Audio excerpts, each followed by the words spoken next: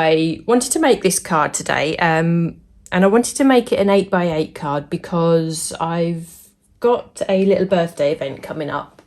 Somebody that I know, she sent us all an invite out, and I'm pretty sure, in fact I'm 100% sure she won't be watching today, so I can chat about this. She sent an invite out to us, and actually lo and behold she put peacocks on it, and I thought, do you know what? I've just had the peacock stencil through the post from Lisa, and I hadn't used it yet, and I thought that's what I'll do today. And she's having a little event, everybody from the gym, I know it from the gym, so everybody we know is going from the gym. So I wanted to make a larger card so that everybody can sign it. So that's why I said I wanted to make an 8x8 card. Now I thought it'd be quite an interesting thing to do because the peacock stencils from Lisa are A6. Okay, so these are the stencils here. So they are an A6 design. And what I wanted to show you, just how versatile the smaller stencils can be when you want to make a larger card. Now, there are different ways you could do this, and you've seen a lot of design team samples. Obviously, it's such a beautiful image that it would just be perfect as a standalone in the centre of a card.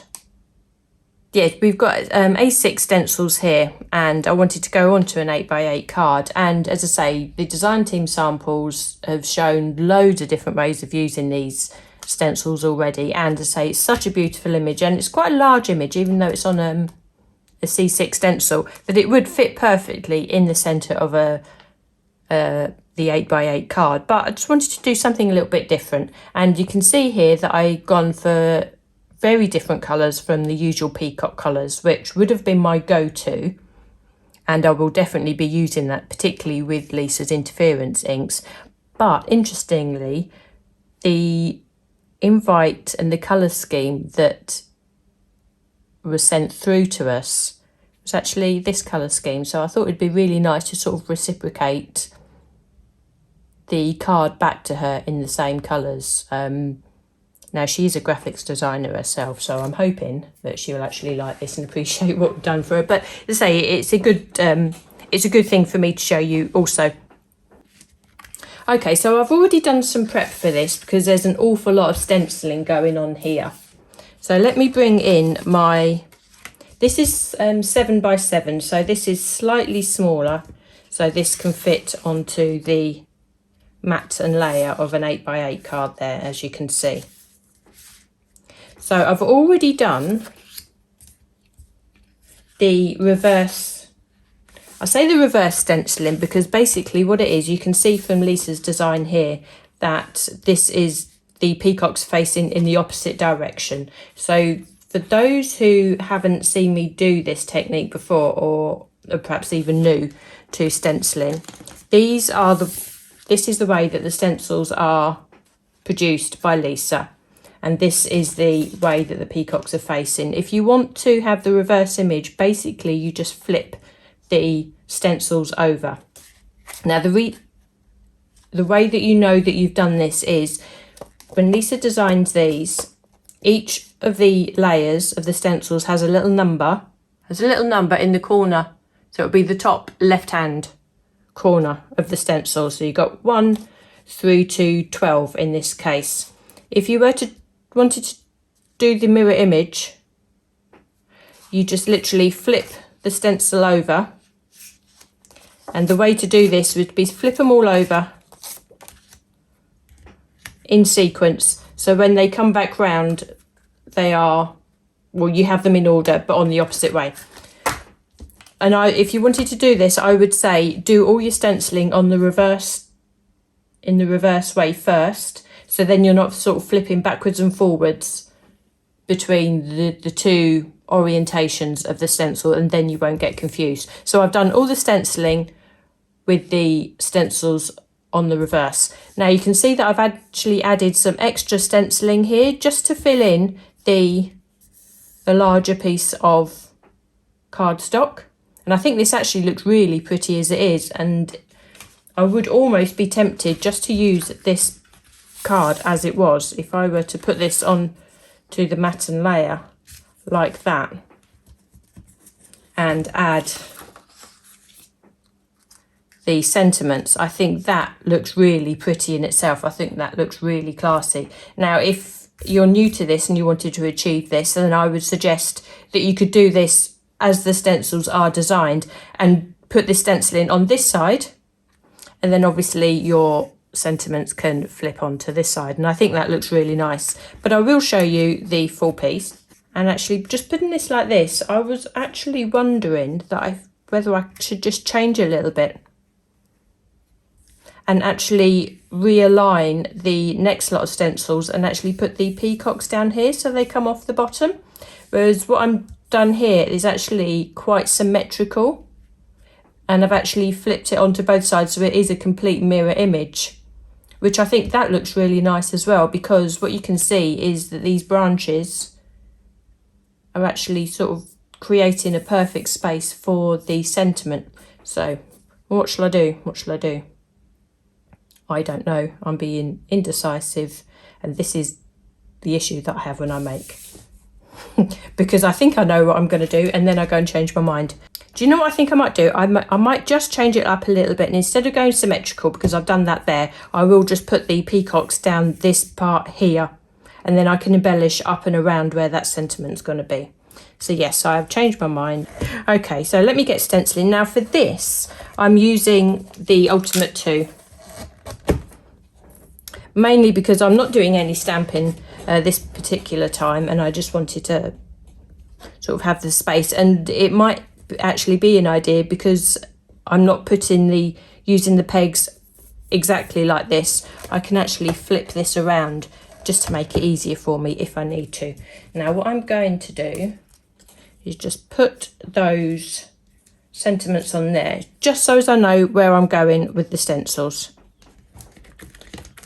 Now to start with, just to scope out where I'm going to put the stencils and how I can then figure out how to place it onto the board, I'm just going to flick through, and I'm going to find one of the stencils with the largest area on. So this would be the peacock's tail, and it also shows the top of where the peacock's head is going to be as well. So I just want to get a good idea of where that's going to sit on the cardstock. Now the peacock's tail will eventually go off the edge of the page there, but I think that's fine. That's fine. Now that is where I would want that to go.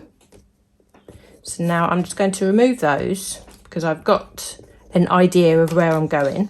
Now what I can do, I can just realign my cardstock, and you can see where I'm holding the stencil and the cardstock together, and I'm going to make sure that that cardstock is butted up against the side here, so we know that that's not going to move. That would mean just now slotting that stencil onto the nearest available pegs, and you can see here that I'm actually, this peg is empty and I've got one hole off to the side there. So that is how I will actually align all the rest of the stencils for the rest of the project, and that's how I know that that's going to line everything up. So now this was stencil number 5, so I need to put that back into place, complete my stack there,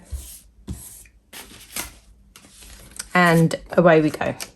So remembering that I need to have one stencil or one peg empty, and therefore sort of shifted that along a little bit. If I can, now we can start our stenciling. So this is Shocking Pink, and we've got Juicy Pineapple. So initially I'm just going down with the matte blending inks, and it's going to be quite pale because these earlier layers form the basis, and we sort of work upwards. So I'm going to keep this one quite pale. So we come along and we make sure we fill everything in. So just a really light colour, because I want to keep these flowers or the blossom in the background as light and as pretty as possible. So that was a Juicy Pineapple I've added there. So with stencil number 3, we're still coming in with the flowers. Now this is now where I'm going to start introducing some of the interference colour.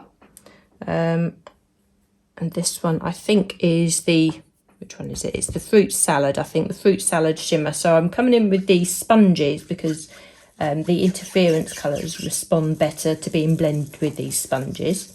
So again, I'm just coming in quite lightly because I really want anything bold to just appear on the peacock itself. So we come up with a little bit of blossom there. Can you see how lovely and pale that is in the background? And you can see now how that I've just used those stencils to create the embellishments around the outside.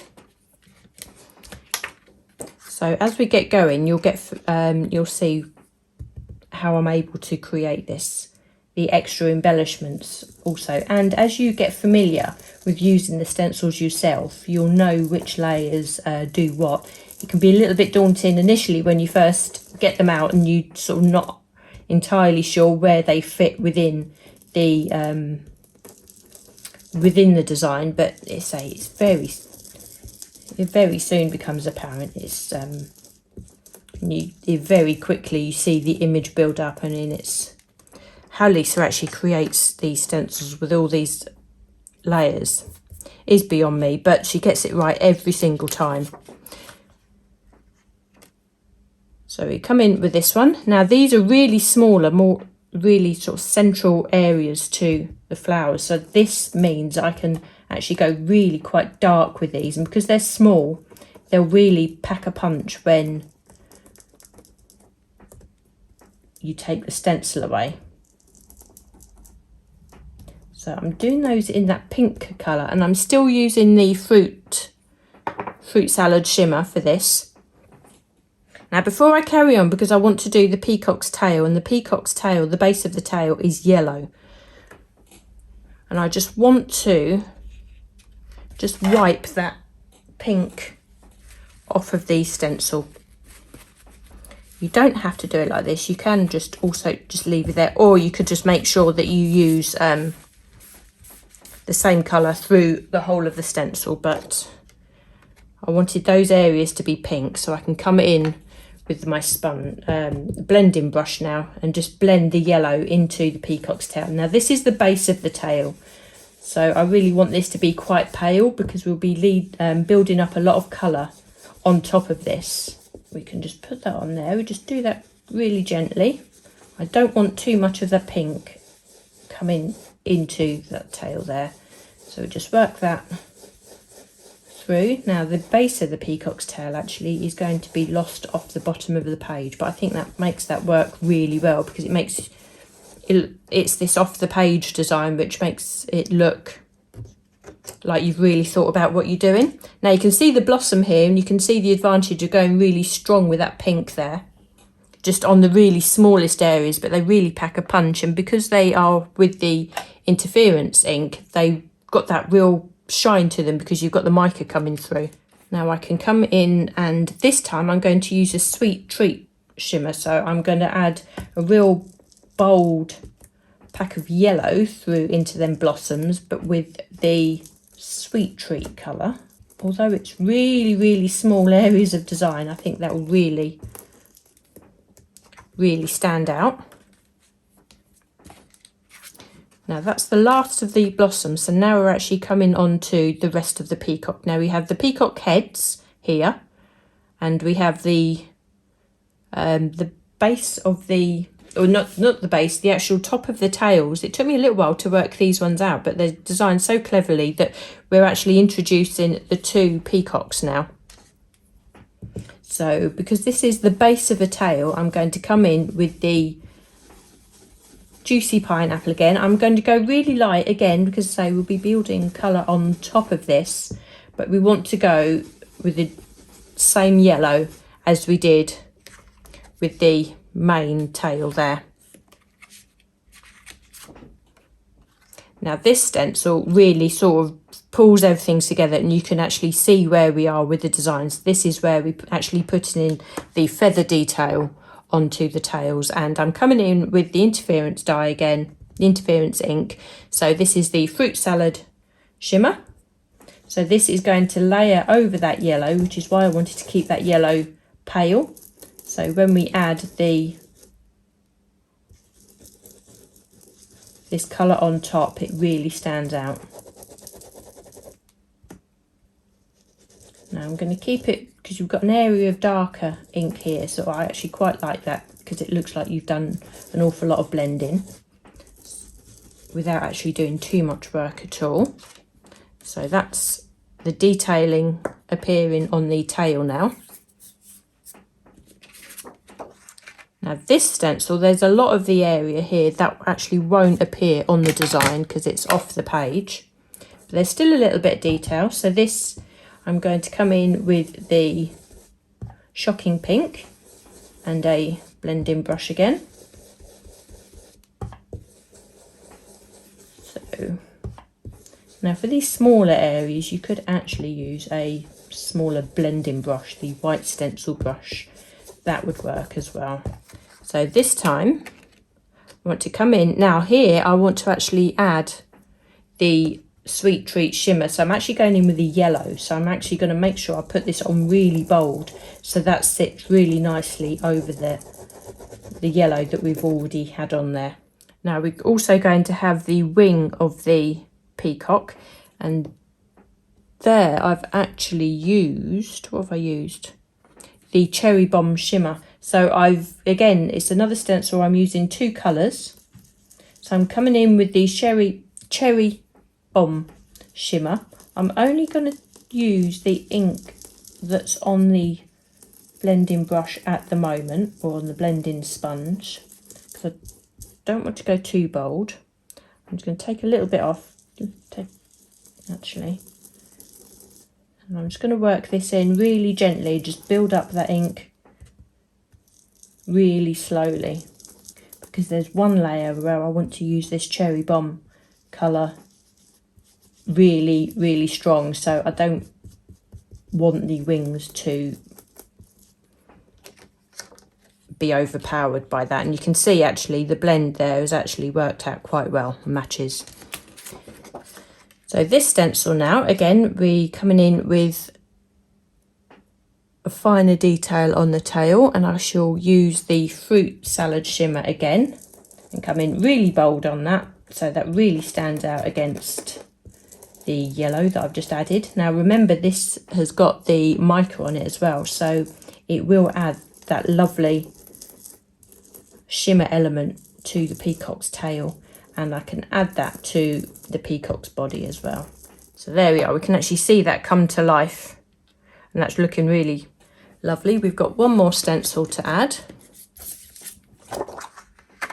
and this is the one where I want to go really bold with the Cherry Bomb again, because this is the back of the peacock, and you can see that you've now got that contrast against the peacock wing. So I'm going to keep referring now to where our sentiment is going to go, just to make sure that I've got the right positioning, and I can just see the areas where I need to add a little bit more detail. Now I think just for balance we need to add some detail up and around here, whereas the difference on the one that I've done previously, where I was keeping it symmetrical, we've had the branch here, and I was able to fill in these gaps here as well with the stencils. But I think in this position we don't actually need to put anything in there, we'll just do some blending in a little bit. But I will add another of these branches coming up through here, I think. So I can just remove those again. Now just creating these branches, you're really only going to be using the first, first 4 stencils. So what we need to do is we need to see where we want to have that. We need to leave an area for our sentiment there. So I'm just going to position that round. I'll probably do that flat actually. Now this time round you can actually see the stencil has shifted, so this one is empty this time. But we've still got 1, 2, 3, 4, 5 pegs there, which is keeping the stencil really secure on the Ultimate. So it gives you that security that your image isn't going to move. And I'm just angling my piece of cardstock there. Actually, maybe I'll just do that there. I'll go up into that top corner. See, I'm seeing the branch here, and I'm just imagining this area and where it's going to stencil. So I want to stencil the top corner like I did here. So although the cardstock isn't sitting quite flush into the Ultimate, that is fine. There's enough cardstock on the silicone mat to stop that moving. What you can do, if you wanted just to make sure to keep that secure, you can just use a small piece of tape, non-masking tape or non-sticky masking tape, just to attach that to your silicone mat, just to make sure that your cardstock isn't going to move. But I'm pretty sure that that's secure enough there. So we can come back in and just start stenciling in exactly the same colours as you have done for the rest of the images, so we can keep that.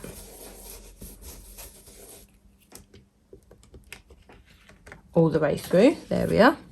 So I'm just going to follow the same colours again, just going through.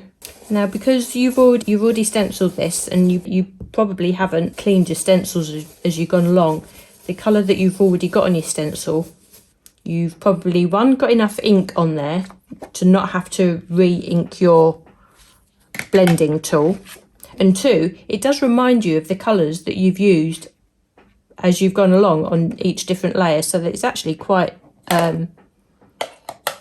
it's quite a useful reminder. So that was the shocking pink layer. See, that's so pretty. I mean, you could just leave it at that, I think, but we will carry on. So we've got stencil number 4 now, and this layer I remember being the fruit salad shimmer. So again, we don't want too much of the ink, so probably more than enough on the sponge already, plus what's on the stencil. And you can see what I mean, that the cardstock is staying where it is because of the sort of the grippy nature of the silicone mat that we've got underneath, which is ideal. So this one again, I want to use the fruit salad shimmer again, but just go slightly heavier, so we've got those real pop of colour on those accents. You can see there how that sits. The 2 layers I've done were both with the fruit salad shimmer, and just by varying the intensity of the colour that you've put through, it just gives you the different looks on the blossom, which I think that's one of my favourite things about using stencils and inks, that you really can get the most out of the ink colours, and really, I don't know, you just get a real subtle blend. So this one I'm coming in with the Sweet Treat shimmer, so hopefully we get a nice intense little accent of the gold colour there, hopefully with some mica also. So there we are, we've got that little accent there, and I think that might be just enough to sit our sentiment into, like that. What do you reckon? Something telling me that I really need to put something in there, so let me go back and I will do that. We'll just add a tiny mat. Now I'm just bringing my stencils back across the side so I know that they're in the order that I need to use them. I've put my stencil on fully here, so that means that I can just manipulate my cardstock underneath. I don't want it to encroach too far into this space, so I think I might just leave it there. And again, we can just work through really quick. Again, we've probably got more than enough ink on our blending tools just to come in, so that means that we won't overdo the colour. So that will keep it looking consistent with the other layers that we've also done. So we can come in with our yellow. So this is our juicy pineapple again. might just need to add a tiny little bit more there as we go through, because we want that to be more of a lemon as opposed to the bold pineapple look. So again, we come in with our shocking pink, which when we use it this pale, it really isn't as shocking at all, is it? We can obviously go really bold with it, and it is it's a gorgeous pink actually. It's a real nice one to work with. And you can see, because I've done this a couple of times before, that I'm actually really speeding through these layers now. And I'm only using such a small area of the stencil because I can see the areas that I need to through the stencil. A lot of it comes off the page, so there's no point me inking it. I don't need these bits here because that's the peacock's head. So it really is just this small area that I'm concentrating on, which makes it so quick to stencil through and work. So you find that although it looks really complicated on the page, there are areas where you can just really whiz through really quick to lay down that design that looks so effective. Again, just a really small area there, and that has just filled in that gap just nicely, don't you think? So again, we'll just come in with our sentiment just to make sure that everything's sitting right, and I think that works just right for me, I would say. I'm actually really pleased with that. I'm glad I just offset those peacocks a little bit, especially as I've done this one this way, and it just shows you the two different looks. Now this sentiment I've stamped with the Builder Sentiment collection. I'm not sure if this one's in stock, to be honest. I haven't checked, but you'll have lots of sentiments yourself to add to this. And the beauty of this is that it has these stamps to go with it, so you can actually really coordinate the colour of your sentiment with the rest of your project. And the way that I've stamped this, I've stamped it first with the Fruit Shimmer, the interference ink. And I've done this using the Ultimate 1. So I stamped it first, so we have the pink, and then I've stamped it a second time, but instead of inking the stamp completely with the black colour, I used the Cloud9 Anthracite. I just touched the bottom of the stamp with the black ink or with the anthracite ink, and then re-stamp that. So that's how it gives that shading at the bottom, and that just makes that stand out a little bit without having to add a matten layer behind it. Now you would have noticed actually that I haven't actually embossed any of these, because once I actually got going with it, I don't think for this particular project, I don't think the peacocks needed it. But what you could do, stencil, it would be this one, wouldn't it? I would stencil this on a separate piece of cardstock. I would use the die. You'd be able to die cut this out, and then you'll be able to emboss that, and then you can decoupage this on the top. So I think that would be a really nice way to add extra elements onto this. I wanted to keep this quite flat, because what I want to do, just to finish this off, I'm bring a little bit of copy paper here because I've moved my messy mat somewhere else. I just want to add just a tiny bit of shading just around the outside, and all I'm going to do is just use a blending sponge, not pick up any extra ink because I've probably got more than enough on there. I shall use the Fruit Salad Shimmer, and I'm just slowly and gently just add a little bit of shading around the outside, and what that does, it catches the actual edge of the cardstock more, so it gives you that faux border look. And I think what this does, it just frames and just sort of encapsulates the whole image. You really don't need much.